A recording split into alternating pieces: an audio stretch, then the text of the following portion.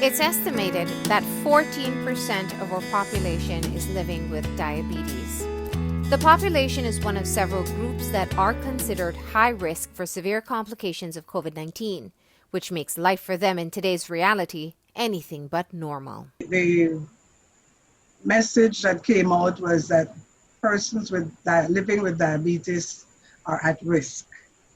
Yeah, they should stay locked in. They need to be careful, avoid this, avoid that, and the fear. My concern also was the fear that that was instilling in the patient. Lucia Ellis is the program coordinator for a project being executed by the Belize Diabetes Association in conjunction with the Ministry of Health and funded by the World Diabetes Foundation. Its aim is to help type 2 diabetics maintain their condition and minimize their risks for complications. The program has over 500 patients between the ages of 18 and 60. Ellis says there are numerous concerns for the people she works with. So my concern was whether they would have access to medication, whether how they would cope with the emotional dynamics of fear of death or getting more sick, and the different risks that they would have to incur because of wanting to access proper food,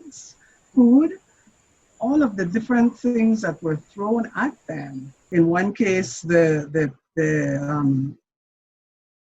people from along the Southern Highway, they refused to go to the clinic because they didn't even want to take the public transport because they are fearful of being exposed. So, we cannot, the fear that people have is real. So, the association has been in close contact with their participants. They've been helping to coordinate medications for pickup, urging patients to stay healthy, to continue to access healthcare they need, and just generally to keep themselves healthy. Type 2 diabetics benefit greatly from eating a proper diet and getting regular exercise. Ellis points out that there is a common misconception that diabetes affects mostly elderly persons. But in her work, she has seen otherwise. Years ago, the diabetic population was much older. Um, Anything over 30.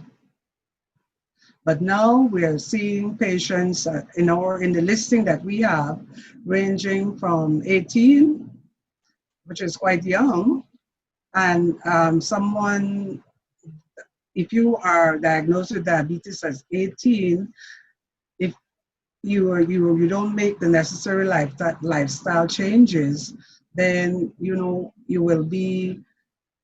you're at risk for the complications much earlier.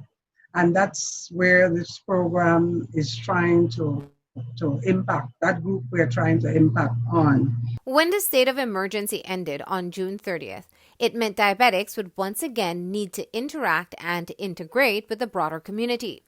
Ellis says while many of their participants are very concerned, she encourages them to take all precautions to stay safe.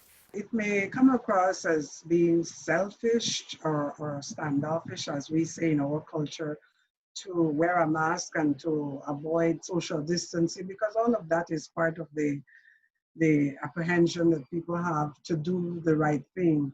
But at the end of the day, if the science has shown that if you wear a mask, you protect yourself, then do that. So wear the mask, one. Second, do not expose yourself to crowds if it is not necessary.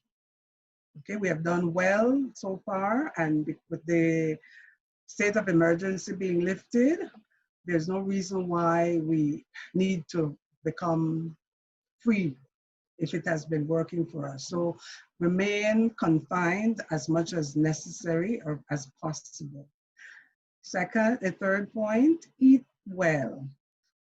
Eat local, eat natural foods. Yes, Belize is rich with healthy foods. Our greens, eat our brown food, etc. plant a garden that's being promoted.